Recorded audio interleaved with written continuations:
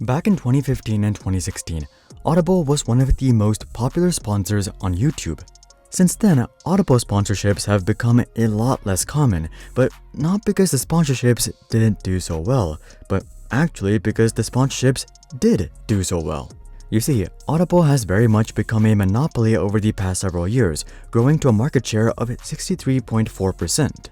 So Audible simply no longer needs to market themselves much because they're already the go-to option for the majority of audiobook listeners, at least within the US. But as is common with monopolies, Audible has turned to using their monopoly as leverage against their users.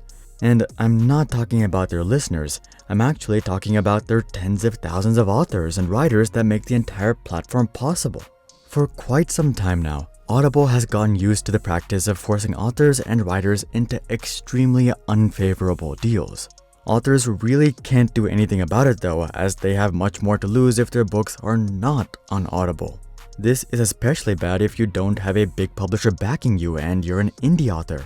But all of this may be changing, as one author named Brandon Sanderson has started a sort of movement against Audible at the beginning of this year. Sanderson has made the bold choice to stop publishing his books on Audible, even though that would lead to a substantial pay cut, or at least that's what he thought. Readers and supporters would actually rally behind Sanderson like we've never seen. Sanderson launched a Kickstarter with a goal of raising $1 million, and he ended up raising, wait for it, $41.7 million within just 30 days. This made his Kickstarter the most successful Kickstarter of all time. Now, I'm not sure how many of these 185,000 backers will actually end up reading his book when it comes out, but that just makes the entire ordeal even more impressive. So many people have rallied behind Sanderson not to get access to his new books, but to make a statement against Amazon's monopoly with Audible. So join me as we take a look at the biggest controversy in Audible's history. Taking a look back, the Audible saga dates back to Sanderson's 2022 annual wrap-up essay. Every year, Sanderson likes to summarize his journey as a writer over the past year and his plans for the foreseeable future. Much of the post is rather positive and uncontroversial. He talks about how he's excited about his 4 new novels and an upcoming secret project with Hollywood. But things take a dramatic turn when he drops the bombshell that his upcoming books will not be available on Audible because of principle. He argues that the deal that Audible offers indie creators is straight up unconscionable. With all this build-up, I'm sure you're wondering what the numbers are. Well, it's 40%. An indie author on Audible only gets 40% of the total revenue, not even half. For perspective, even brick-and-mortar stores like Barnes & Noble only take 50%, and they have hundreds of stores to run, thousands of people to pay, massive warehouses, and who knows what else. Audible, on the other hand, is just a cloud streaming business that's backed by the biggest cloud provider in the world. So it's safe to say that running Audible isn't even a challenge for someone like Amazon, yet they're demanding 60% of the revenue just because they can. Think about this. Even Apple, the company known for their high margins and lofty prices, only takes 30% of App Store related revenue. Audible is literally taking double, but it gets even worse. You know that crappy 40% revenue share that we've been talking about? Well, that itself is only applicable if the author agrees to be exclusive with Audible. If they so much as dare to sell their audiobooks through other avenues, well, now they're only getting 25% of the revenue through Audible. In other words, Audible gets 3 times the amount the actual author gets, and that's before you factor in expenses. Publishing on Audible is by no means free. If you actually want people to listen to your audiobook, you have to pay for a professional voiceover, which costs $200 to $300 per completed hour. Let's even call it $200 to estimate conservatively. The average audiobook is 10 hours long, so we're talking about $2,000, and that's just for the narrator himself. You'll also have to rent out a studio and pay an audio engineer to perfect the EQ and cut out the bad takes. So by the time you have a completed audiobook, you're already in $4,000 to $8,000.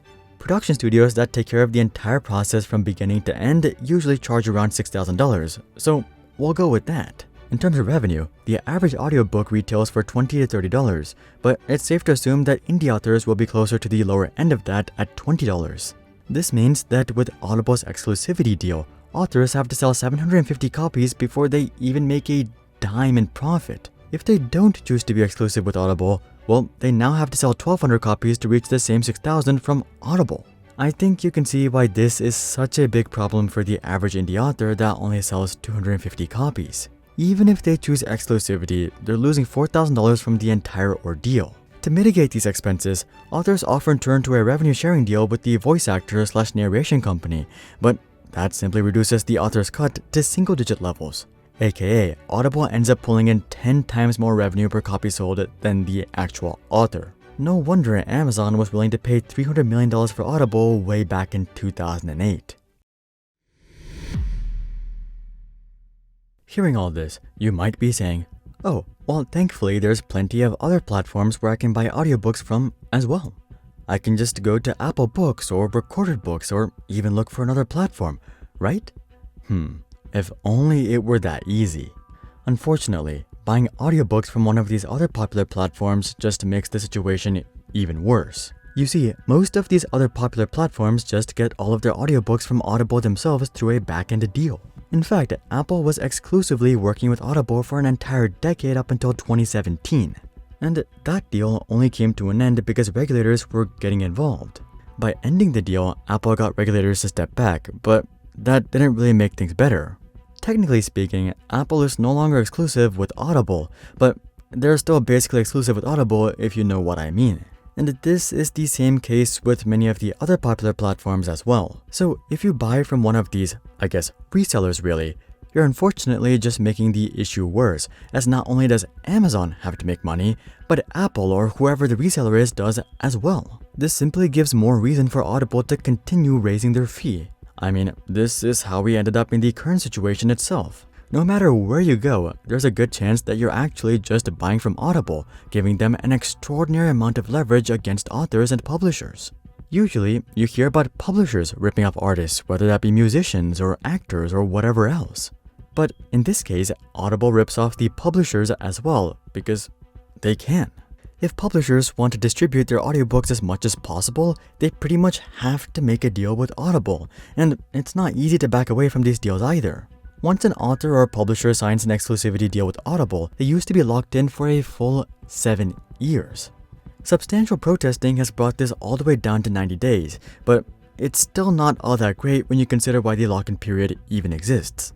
Normally, record companies and publishers have a lock-in period because they themselves have made a substantial investment into the artist, whether that's printing books or paying for a recording studio. For Audible, on the other hand, there is no upfront investment. All of the upfront investment comes from the author, so why does Audible have a lock-in period? Well, you might be thinking that it's just to make more money, but that wouldn't even be that bad at this point. The real reason Audible likes to lock writers into such contracts is to subsidize their library using the Great Listen Guarantee. If you're an Audible user, you're probably familiar with this guarantee. Essentially, it's like a money-back guarantee. If you don't think that a book provided enough value for its price, you can get your money back. Amazon is well aware that some people will abuse this system and use Audible as a library, but to an extent, they're okay with that. Paying out these refunds is not too big of a deal for them, and they'd rather have these people as flaky customers as opposed to non-customers. So from Amazon's perspective, it's in their best interest to lock in books for as long as possible to create this sort of infinite library. For authors, however, it's a whole other story. Authors are charged when people take advantage of this program, reducing the small amount that they already earn. And they have no choice but to just put up with it for the remainder of the lock-in period.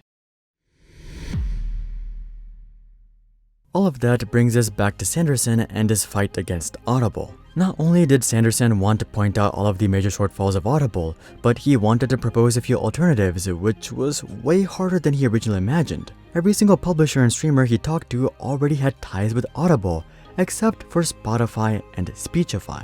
Spotify, I'm sure you're familiar with. It's the music streaming platform, and it looks like they'd be happy to eat into Audible's market share. As for Speechify, they actually started off as a tool meant for people with dyslexia, but they've slowly expanded their reach over the years. Sanderson wasn't able to share the details about the Spotify deal because of an NDA, but he was able to share the details of the Speechify deal. In fact, Sanderson claims that he was offered a 100% royalty when he originally approached Speechify. He was about to take this deal actually, until he realized that by taking this deal, he would just be propagating the same issue that he was trying to fight against. The idea that these big streaming platforms only worked for established authors and massive publishing companies, while indie authors are left in the dust. As such, Sanderson reached out to the CEO and asked for a deal that Speechify would be able to offer not just to himself, but all authors. Speechify came back with a 70% revenue sharing offer, which is what Sanderson and likely hundreds of indie authors have since decided to go with, but the battle is far from being over. Sanderson is just one of thousands of accomplished authors. Sanderson alone leaving will by no means put Audible out of business or even make them flinch. We would need to see hundreds of other major authors along with tens of millions of users choose a service that's truly separate from Audible if we want to get Amazon to even consider a policy change. And this is where the real problem lies. Getting people to switch away from Audible is a mountain of a task. For established authors, sure, Audible might pay out far less per sale, but the scale and reach is far larger, making it far more profitable than switching to something like Speechify.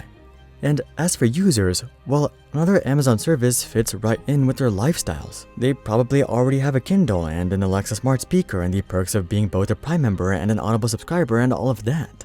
Also, as far as they can tell, all of their popular favorite authors are doing quite well, so they see no need to switch from what they're already used to. Zooming out, this all makes sense because this was Amazon's plan all along. Put golden handcuffs on established authors and users so that they can maximize revenue and profit for themselves, as that's what happened with Audible. Another popular YouTube sponsor that isn't as wholesome as you might think is Skillshare. Check out this video to learn more, but until then, I'm Hari, and I'll see you guys on the next one.